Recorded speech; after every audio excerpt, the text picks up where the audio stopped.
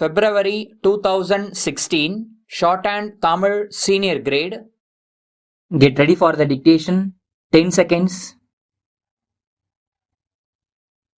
5 seconds. Start. மாண்புமிகு தலைவர் அவர்களே, ஆளுநர் உரையின் மீது பேச வாய்ப்பு அளித்ததற்கு முதற்கண் என் நன்றியை தெரிவித்துக் கொள்கிறேன். முதலில் விவசாயத்தை பற்றி குறிப்பிட விரும்புகிறேன். இந்த நேரத்தில் விவசாய ஆய்வு ஒன்று மாநிலம் முழுதும் நடத்தப்பட வேண்டும் என்று நான் கருதுகிறேன். நேற்று பேசிய ஓர் உறுப்பினர் தஞ்சை மாவட்ட நிலைமையை சொல்லி, அங்கே உள்ள காவிரி ஆற்றின் 2 பக்கங்களிலும் சிமெண்ட் பூசி அதிகப்படி தண்ணீரை எப்படி சிக்கனமாக கொண்டு போக வேண்டுமென்று சொன்னார். ஒவ்வொரு மாவட்டத்திலும் விவசாய முறையில் அவரவர் அனுபவத்திற்கு ஏற்ப பல கருத்துக்களை சொல்கிறார்கள். எனவே எந்த பகுதியில் எந்த பயிர் செய்தால் விவசாயம் பயனளிக்கும் என்பதை ஆய்வு செய்து, எந்தெந்த பகுதியில் எது சிறந்தது என்பதை தாலுகா வாரியாக அறிவிக்க வேண்டுமென்று கேட்டுக்கொள்கிறேன். அடுத்தபடியாக, ஆளுநர் உரையில் தொழில் வளர்ச்சி பற்றி குறிப்பிட்டிருக்கிறார்கள். சேலம் உருக்காலை செயல்பட தொடங்குகிறது. கோவையில் மூடப்பட்ட மில்கள் திறக்கப்பட்டிருக்கின்றன. ஒவ்வொரு பகுதியிலும் தொழில் வளம் பெருகி வருகிறது என்பதை நான் சுட்டிக்காட்ட விரும்புகிறேன். தொழில் வளர்ச்சிக்காக சிறு தொழில் வாரியம் அமைத்திருக்கிறோம். தொழில் கைத்தொழில் திட்டங்களை உருவாக்க தொழில் அபிவிருத்தி வாரியம் அமைத்திருக்கிறோம்.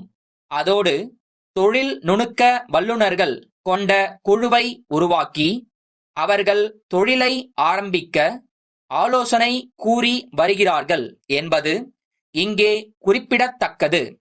இதை அரசு இன்னும் விரைவுபடுத்தி நம் மாநிலம் முழுவதும் தொழில் மயமாக்க நடவடிக்கை எடுத்துக் கொண்டிருப்பதை நாம் மேலும் பாராட்டி ஊக்கப்படுத்தும்படி கேட்டுக்கொள்கிறேன். குறிப்பாக விவசாயிகள் வாழும் பகுதியில் கிராமத் தொழிலை அதிகப்படுத்தி விவசாய வேலை இல்லாத நேரத்தில் ஏறக்குறைய 7 மாதங்களுக்கு சிறு சிறு குடிசை தொழில் மாதிரி வீட்டிலேயே தொழில் செய்து சிறு சிறு கருவிகளை ஒட்டுமொத்தமாக ஒரு பகுதியில் சேர்த்து பெரிய கருவிகளாக மாற்றும் தொழிற்சாலைகளை நாம் அமைக்க வேண்டுமென்று கேட்டுக்கொள்கிறேன். அடுத்து, குடிசை மாற்று வாரியம் அமைக்கப்பட்டு அதன் மூலம் தமிழக தலைநகரில் இருக்கும் குடிசைகள் மாற்றியமைக்கப்படுவது போல மற்ற மாவட்டங்களிலும் விரைவில் இத்திட்டம் செயல்படுத்தப்படுமென்று ஆளுநர் உரையில் குறிப்பிட்டிருக்கிறது. இதை பொறுத்தவரையில் எல்லா மாவட்ட தலைநகரங்களிலும் உட்குழுக்கள் அமைக்கப்பட்டு இன்னும் சில ஆண்டுகளில் மாநிலம் முழுவதும் குடிசைகளே இல்லாத நிலை ஏற்படும் என்ற நம்பிக்கையை இது நமக்கு ஏற்படுத்துகிறது. அதற்கு என் மகிழ்ச்சியை தெரிவித்துக் கொள்கிறேன். இறுதியாக, மாநில திட்டக்குழு அமைப்பு பற்றி ஆளுநர் உரையில் குறிப்பிடப்பட்டிருக்கிறது. இது தமிழக வளர்ச்சியையும் மக்களின் வாழ்வையும் நிர்ணயம் செய்கிற அரிய முயற்சி ஆகும். தமிழகம் முழுவதையும் 10 ஆண்டுகளில் தொழில் மயமாக்கி ஐரோப்பாவில் இருக்கிற நாடுகளுக்கு ஒப்பான வளர்ச்சியுள்ள நாடாக ஆக்க திட்டம் போட்டிருப்பது தமிழகத்தை வளப்படுத்தி தமிழக மக்களுக்கு ஊக்கத்தை தருகின்ற அமைப்பாக இருக்கிறது. கொல்கத்தா வாசன் கூட்டமைப்பிலிருந்து அகமதாபாத் திருவாளர்கள் வீரன் கூட்டமைப்பிற்கு எழுதும் கடிதம். அன்புடையீர், தாங்கள் அனுப்பிய ஆப்பிள் பழங்கள் அடங்கிய பெட்டிகள் பாதிக்கப்பட்ட நிலையில் வந்து சேர்ந்தன. பெட்டிகள் சரியாக அமைக்கப்படாததாலும் போக்குவரத்தில் முரட்டுத்தனமாக கையாளப்பட்டிருப்பதாலும் பெட்டிகளில் இருந்த பொருட்கள் பாதிக்கப்பட்டிருந்தன. எனவே எல்லா பொருட்களையும் உடனே விற்பதற்கு ஏற்பாடு செய்ய வேண்டி இருந்தது.